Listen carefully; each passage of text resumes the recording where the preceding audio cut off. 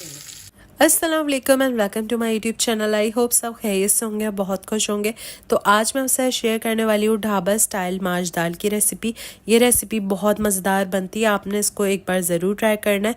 तो चले स्टार्ट करते हैं। सबसे पहले यहाँ पे जो है वो मैंने माश की दाल को 1 से 1.5 घंटे के लिए भिगो कर रख लिया था पानी में। उसके बाद हमने इसको करना है बॉयल करके सबसे पहले हम इसको एक साइड पर रख लेंगे। यहाँ पर मैंने 1 अदद लौंग, 2 काली मिर्च और एक छोटी सी स्टिक जो है वो दालचीनी की ऐड कर दी थी और इसको बॉईल कर दिया था।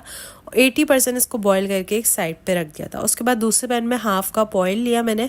उसके अंदर 1 अदद जो है वो स्लाइस की हुई प्याज ऐड कर दी थी। प्याज ऐड करने के बाद इसको अच्छे से हमने गोल्डन फ्राई कर लेना है। बहुत ज़्यादा जलाना नहीं है, बिल्कुल नॉर्मल जो है वो इसको गोल्डन फ्राई करना है। उसके बाद ½ टीस्पून इसमें ज़ीरा ऐड करेंगे। ज़ीरा ऐड करने के बाद इसको अच्छे से मिक्स कर लेंगे। मिक्स करने के बाद अब यहाँ पे हम ऐड करेंगे 1 टीस्पून अदरक लहसुन का पेस्ट। प्याज यहाँ पे गोल्डन होना स्टार्ट हो गई थी, बहुत ज़्यादा गोल्डन नहीं करनी, बिल्कुल नॉर्मल। जब ये गोल्डन होने लगे तो हमने इस तरह से अदरक लहसुन का पेस्ट इसमें ऐड कर देना है। उसके बाद इन सब चीज़ों को अच्छे से मिक्स करके कुक करेंगे तकरीबन 2 से 3 मिनट के लिए। अब यहाँ पे मैंने जो है वो टमाटर डाल दिया था चॉप करके 1 अदद। उसके बाद इसको भी 2 से 3 मिनट हम इसी तरह अच्छे से फ्राई कर लेंगे। फ्राई करने के बाद अब हम इसमें ऐड करेंगे स्पाइसेस। सबसे पहले यहाँ पे 1 टीस्पून मैंने कुटी हुई लाल मिर्च ऐड की थी। ½ टीस्पून इसमें हल्दी पाउडर ऐड करेंगे। उसके बाद नमक जो है वो अपने टेस्ट के अकॉर्डिंगली ऐड करना है। अगर आप स्पाइस ज़्यादा पसंद करते हैं तो आप स्पाइस लेवल जो है वो अपने हिसाब से एडजस्ट कर सकते हैं।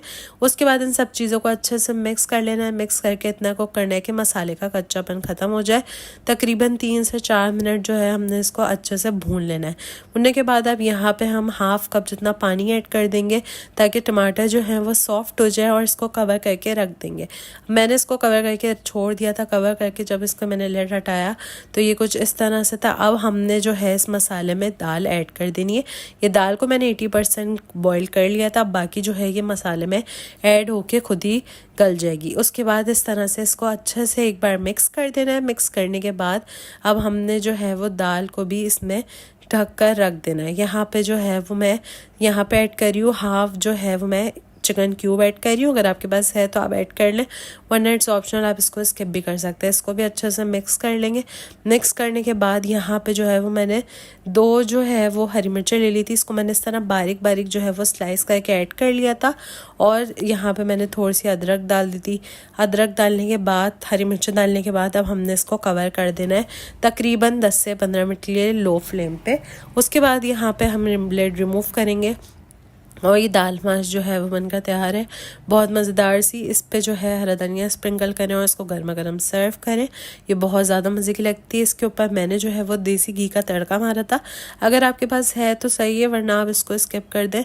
उसके बाद इस पर अदरक, हरी मिर्चें वगैरह डाल के इसको गर्मा गर्म सर्व करें। बहुत मज़ेदार बनती है। इसको आपने ज़रूर ट्राई करना है और कॉमेंट सेक्शन में मुझे फीडबैक ज़रूर दीजिएगा कि आपको आज की रेसिपी कैसी लगी। चैनल पर न्यू है तो लाइक शेयर सब्सक्राइब ज़रूर कर लीजिएगा। तब तक के लिए अल्लाह हाफ़िज़।